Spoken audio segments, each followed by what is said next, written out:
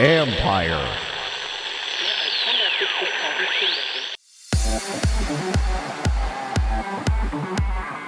Reinventing the presentation of MMA. So last year, we had a 500-1 underdog win the championship, a real world Rocky. He knocked out two previous year's champions to get there. Those stories not only unfold, but build throughout the 8 months. That's Donn Davis, chairman and co-founder of the Professional Fighters League, who brought new ideas to format and technology to combat sports. This is the Future Sport Podcast. I'm Bram Weinstein.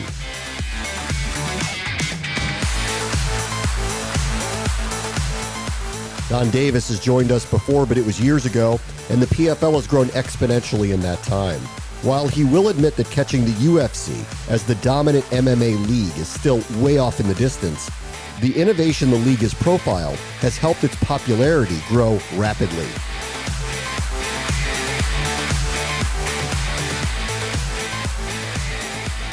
Our guest this week is Donn Davis. He's the co-founder and the chairman of the Professional Fighters League, which is prime time on ESPN, ESPN Plus in the U.S. They're broadcast and streamed in over 150 countries with 20 premium media distribution partners. We spoke with Donn a few years ago. There's a lot of technology in presentation with MMA, and we're going to catch up with where they are because the growth has been exponential. Hi, Donn. How are you?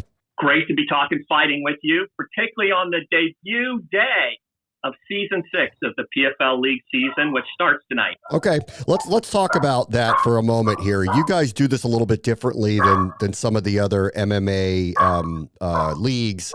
You guys have seasons. Can you talk about the decision to have seasons in your league? When I founded the PFL, it was really founded on the sports season format. In the past, it had always been a promoter decides. Dana White's just Don King, moved from boxing to MMA. Who is going to compete for a championship? That's great entertainment, but that's not sport. Sport is transparency, meritocracy, win in advance, lose and go home. Those are the foundations of the Professional Fighters League. So my original vision was March Madness meets MMA. What if you had the journeys and the stories of a season? A tournament where you had to win 4 times in 8 months, and then you got the $1 million check and you raised the belt. I would enjoy MMA more if I could truly see that transparency and meritocracy. So that's what PFL has been for 5 years. It is that journey. And whether you have little bit or a lot of social media followers, whether you're from Dagestan or the United States, and whether you speak English or you don't, the best wins and the best moves on. Tell me a little bit about the fighters and how they've taken to that format. It obviously is different than what everyone has been accustomed to in combat sports. So when you presented this, what was the reaction from the fighters? It was interesting. In the first year, people said, that ain't going to work. People don't like new things in general when it comes to sports. Sports tends to be somewhat insular. Where I came from, invest in technology, people love new things. They like to see new. Oh, it's an iPhone. Let me try it. Yeah. I didn't think I needed that. But in sports, people tend to be somewhat insular. So everybody said that won't work due to injuries. That won't work because fighters won't have activity. That won't work because fans are used to one-off events. The opposite is true. Just like Seinfeld, I'm doing the opposite, and it happened to work out. Fighters love it a lot more. Predictable schedule. They can train. They know who they're fighting next. Constant payday and full control. Fighters loved it. So our fighter roster is equal to UFC. 30% of our roster top 25 ranked. 30% of UFC top 25 ranked. What? That's unheard of. In 5 years, we built a roster as good as theirs because fighters liked it. Fans, 40% viewership against UFC in just 5 years. We don't have $200 million in marketing. They're 30 years old, and already in 2023, on a per event basis, PFL, 40% of UFC viewership, and half of our fans are sports fans. They're new to MMA. Why do they like it? They're used to watching the NBA. They're used to watching the NFL. They understand a season. They understand meritocracy and win in advance. So fans really responded. And the last thing is media partners. ESPN prime time, 22 media partners covering 150 countries. And we're the first sports league ever in 5 years to be paid cash media rights in 150 countries. First one ever. So this has been very validating by fighters, fans, and media, which are the only three constituencies necessary to build a big sports league. Okay, and the fans, they have a through line to a story, so you can keep connectivity with them maybe differently than some of the other combat sports where it is more one-off and there's no regularity to when they're going to see their favorite fighters actually fight? Absolutely. You really see the adhesion or connectivity in two ways. One, you see the season start tonight. 6 weight classes, 12 fighters in each weight class. Everybody has an opportunity. What is going to happen from April 4th to Black Friday, the day after Friday when the championship is held? It is a true beginning, middle, and end. It is a journey. It is a narrative. It is a season. So people understand what is happening, so they can connect to those fighters, their journey, and their stories, number one. Number two is we're all fighters. We like a fair fight. We might be fighting for love, a better job, a better house. We are all fighting for something. We want a fair fight. We don't get to manipulate anything here in the PFL. We don't decide who's ranked 1 or 3 or 7 behind closed doors. It's all decided in the cage. So whoever wins tonight in this heavyweight matchups, they'll move on and they'll fight in another 8 weeks. Whoever doesn't, we'll next see them in 2025. So the authenticity and the fair fight nature of the opportunity is the other way the connection has really happened with fans. You must have seedings, though, right? To start a season out, like, right? Of course. Yeah. Okay. Of course. Okay. And so how is that decided? Since we're talking about fair fight and everyone's going in with the same chance, but someone's going to be, quote unquote, ranked or seated ahead of the other fighters. Absolutely. Yeah. And we try to do it 2 ways. One, good fights. Everybody wants to see still a really good fight. So you try to put forward really good matchups. And number 2, with some history toward what you've earned. Champions in the past, finalists in the past, they've earned certain respect. That being said, if you follow the social media and the Reddit posts about tonight, some people are saying, damn, that's too hard a fight. Why is the champion having to start with that hard a fight? So we don't baby anybody at all. What we really have as a driving force is what would be a really good fight? What would be a really good matchup for fans? Because in the PFL, there is no undercard. Oftentimes in the UFC, there's 10 fights on a card, and everybody wants to see the last one. And the first 9, because they're not for a belt. They're not going anywhere. They're just call it friendlies, to take a soccer term, or preseason to take an NFL term. That's why when you watch the viewing trends in the UFC, first 9 fights, nobody watches. They're kind of getting popcorn. They're kind of tuning in. PFL, the audience is the same. Because tonight we have 10 fights. 10, 7, 4, 1. They all have the same stakes. Now we think the last fight might be more interesting because it's a bigger name, but they're all the same. You win, you move, you lose, you don't. All equal stakes tonight. It's interesting, the idea of introducing the fighters and having a through-line storyline that is rare. Obviously, those who are really P1 fans of any of these combat sports, they probably know the big names. But to your point, how would you know anybody on the undercard unless you were seriously researching something like that? I guess for you all, you're seeing this differently, that you need to almost from like a wrestling model, you need to show the people who they're rooting for and give them an opportunity to get behind them in their story. And to me, look, I'm not a big college basketball fan. Don't like it. Don't watch it. But I watch March Madness because I know 16 versus 1. Yeah. I understand what it is. Hey, I know this Kentucky and Duke are kind of powerhouses. Will they be back again this year or not?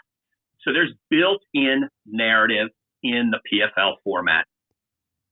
But there's also then exciting underdogs. When they win, can they win a second time, or was it a fluke? So last year, we had a 500-1 underdog win the championship, a real world Rocky. He knocked out 2 previous year's champions to get there. Those stories not only unfold, but build throughout the 8 months. We don't know whether they're going to happen. We don't know where they're going to happen. We also had the emergence of La Problema. Renan Finera, who's now the number 5 heavyweight in the world, just probably knocked Ryan Bader, the Bellator heavyweight champion, into retirement, and will face Francis Ngannou in September. Well, a year ago, he was just in the mix. He was just another guy in the heavyweight division in the PFL season. And now he's established himself as probably the most dangerous guy in the entire world in just 18 months in the heavyweight division. So to me, what most people don't understand about MMA is it's not like football, where there's very few quarterbacks. There's only like 15 quarterbacks who can take you to the Super Bowl. If your team doesn't have one, you're all bummed out. The difference of skills in MMA between fighter number 20 in the world and fighter number 4 is very thin. And now that PFL has so many good fighters, the difference of the product between PFL and UFC is non-existent. A-plus fights all around. And what we're providing is opportunity to really see who's the best, not just who somebody wants to market to you as the best. All right, before we get into the technology, which I want to talk to you about, one more thing about the competition. In leading up to getting an opportunity to speak with you, I was sent a quote from your group calling a vision globally for the PFL as the Champions League of MMA. Could you kind of talk to me about what you all mean by that? Well, great question. For those who are fans of soccer, you know, there's 10 soccer leagues in the world, and they really cover the regions. MLS, actually, in the U.S. is the smallest, Premier League being the biggest, and there's 8 leagues in between. What PFL is doing is launching regional leagues in every major territory that has great MMA fighters and great MMA interest. The main league we have is PFL Global. That's the one that has the best fighters, get paid the most money, goes head-to-head with UFC. But we launched last year PFL Europe. That is the top fighters in Europe. It's all prime time in Europe. All the events are in Europe. And we produced a sensation there, Cedric Doumbé, who sold out a core arena in 2 hours, 16,000 tickets. He's Europe's favorite son right now. He is a sensation. We will launch PFL Mideast next month. All Mideast fighters, all prime time, Mideast TV, all in the Mideast. Also announced PFL Africa and PFL Australia will launch April and May of 2025. All Africa, all Australia, all prime time, all local. By the end of 2026, there'll be 7 of these international regional leagues. The winners of those leagues move up to PFL Global. So it's the first true system you ever have in MMA, where your own regional fighters at the very high level, you watch them grow, you watch them compete, you watch them become champion of Europe, champion of Australia, and then they go up to PFL Global to fight the biggest and best in the world. That's never existed before in MMA, and that's what we're building with the PFL Champions League of MMA. Future Sport is a presentation of Empire Media, a B2B and B2C podcast and digital company dedicated to making your business or brand be heard. Internal or external content creation that will have a lasting impact on your strategy, consulting, creation, and production, all to help you effectively communicate your message in any marketplace. Learn more at ampiremedia.com, A-M-P-I-R-E, media.com.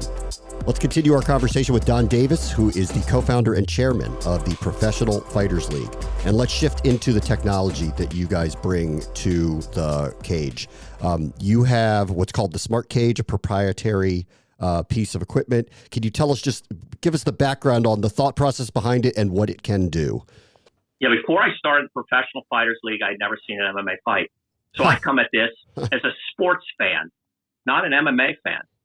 So our entire product vision is how do we make viewing a PFL MMA fight more interesting and more accessible to sports fans. That's why 50% of our audience are sports fans, not just diehard MMA people. So what are some examples and what do I mean by that? Think of the yellow line in football. that shows us the first down. Think of the strike zone and the pitch speed in baseball. I'm 62. I remember when those didn't exist. It's way better watching football and baseball with those existing because we know what's going on. Prior to PFL, those didn't exist in MMA. They just had a clock. Round 2, 1 minute and 22 seconds left. That's all UFC does. What does PFL do to help you understand the fight? One, we've created AI scoring. After every round, we have an artificial intelligence scoring system that tells you who won that round. Huh. Now, obviously, judges still score the round. But what if you didn't know the score of the football game until the end? No fun. Here, you can debate with your friends who won that round, and you get a little bit more context what that round was about. The second thing we do is we have some data and analytics. Punch impact, kick speed, number of takedowns and pressure. You can now start to understand, wow, these are tremendous athletes. I can see the data of what is going on in this fight real time in this fight. The third thing we do is we're the only sports league that displays on screen real-time gambling odds every 1 minute. So you see real time what the world of gaming odds is saying about this fight. So it's another way of saying predictive, what is going on. Very interesting in terms of engagement. And then the last type of thing we do is called all access, a ref cam who shows you within 1 foot the knockout or the takedown or the pressure this guy's trying to do on the reversal. So we have cameras that other people don't have. We have slow motion that other people don't have. We have backroom access that other people don't have. So this collective we call the smart cage, which is a system of cameras and a system of technology, which gives you access and understanding to really appreciate and enjoy the MMA fight at PFL. Let me go back to the scoring part of it with AI scoring, and you do have human judges as well. Have they been at odds with one another where the AI is telling one story and the human judges are telling another? It has happened. It's interesting. Screens in the arena, we're not allowed to display that, right? Because you can't influence the judges or you don't want the fans to see that. So it's only viewed at home. So in all the media contracts on your TV or smartphone at home, you can see, you can't see in venue. We've had some notable contests where there has been different scoring. Happens once or twice a year. But it's no different from calling a referee making a really bad pass interference call and maybe changing a game in football. Mistakes happen all the time, but these mistakes are not out of the ordinary, call it 1 or 2%, that happen in other sports. And in the end, though, the human score is what counts. Is that correct? Absolutely. We operate under the same unified MMA rules as the UFC or other MMA promotions in terms of how the ring is scored and how the fight is operated. Do you see a day where AI will be the official scorer of bouts? I don't think so in the near term. I think the debate will happen just like it is with balls and strikes on referees in baseball. I think 10 years from now, there will be AI used for certain aspects. But I think what might happen before that is reviews, just like other sports have used reviews.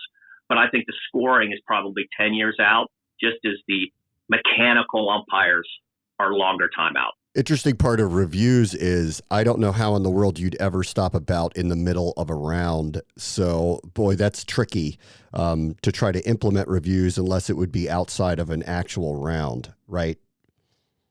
Yeah, I think there's certain things about assessing points. Was it an eye poke? Was it a flagrant eye poke? Is that minus a point or not? So I don't think it's a heavy use, but there are certain things when you're deducting a point in a fight, which is a big deal. Yes. That could be quickly reviewed in 5 seconds or 10 seconds because you don't want to do that, without being sure that was a deductible event. Let's talk about betting for a moment and how important of an initiative it is for your league moving forward. Yeah, betting right now is still not a big driver in MMA.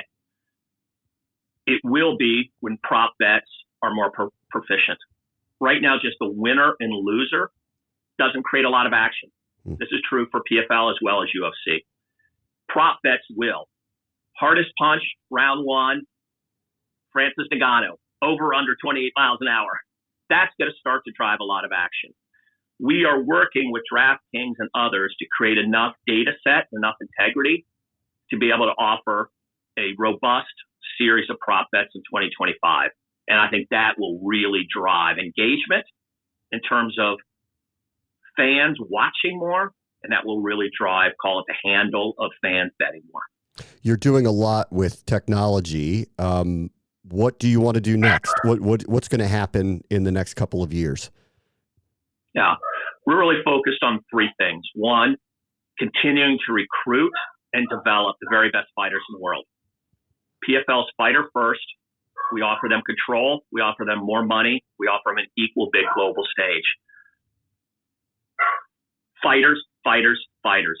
So that everybody understands PFL is an equal product to UFC and the product on the rise. Number two, global expansion. We do want to roll out PFL, Africa, Australia, Latin America, and Asia in the next 4 years. We want to be the most global and the closest connected to the fans globally in all of MMA. UFC just takes one event on the road like a circus, drops it into Australia and leaves. We want to live, breathe, and connect to the Australian fan base and the Australian fighters permanently year-round. And then number three is just the continued growth of the business. Right now, we're the number 2 MMA company by every single metric. That was our goal, candidly, when we started out. Our goal was humbly, we're going to be a viable, strong number 2. Nobody had ever done that in MMA before. Everybody had kind of been 7 dwarfs. Nobody had been a number 2. Well, we achieved that with the acquisition of Bellator by every metric. Our new goal is to be the co-leader. Not beat anybody, but be the co-leader and share that stage with UFC. And that's the commercial and the business and the audience metrics that we want to achieve. Okay, last thing. You mentioned you didn't really watch MMA fights before you started all of this. So, 5 years, whatever it is now into it. What do you make of the sport? What did you think of it then, and what do you think of it now? It's astounding. It is astounding. I'm really down to watching 2 sports now. The NFL and college football and MMA. The MMA sport is so beautiful, is so interesting, is so fast-paced, and has so much high stakes that I can't watch the other stuff because every fight matters. In 15 minutes, lives are made or broken. All these athletes in MMA don't make much money, and they've worked often a decade to make their life better. They respect the sport so deeply. They respect each other in a way that you don't see oftentimes except on the NFL field. So to me, there is nothing like a 15-minute fight for high stakes. And if I go watch the 50th game of an NBA season, it means nothing. The 62nd game of an MLB season, it means nothing. So even though I'm 62, I'm not a millennial. I value my time. And I want to put my time against sporting events where the stakes and the meaning are through the roof. And that's every MMA fight in the PFL. Donn Davis is the co-founder and the chairman of the Professional Fighters League. Thank you so much for joining us. I love being here. Thank you. On the next Future Sport podcast, an update on how shot tracking technology is helping basketball players and coaches. We may let you know that you're number 5, but you don't see and what percentile you're in, but you don't see who's 1, 2, 3, and 4. And you don't see who's 6, 7, 8, 9 to, whatever the number is. So from our perspective, there's still a pretty significant edge in the practice environment, because what we found is that, look, if somebody wanted to, they can go get the game data, but they're not going to get any practice data. That's Davion Ross, co-founder of Shot Tracker, who discusses new partnerships and technology to help players and teams continue to achieve better on-court results. That will do it for this episode. As always, the future is now. This is the Future Sport Podcast. I'm Bram Weinstein.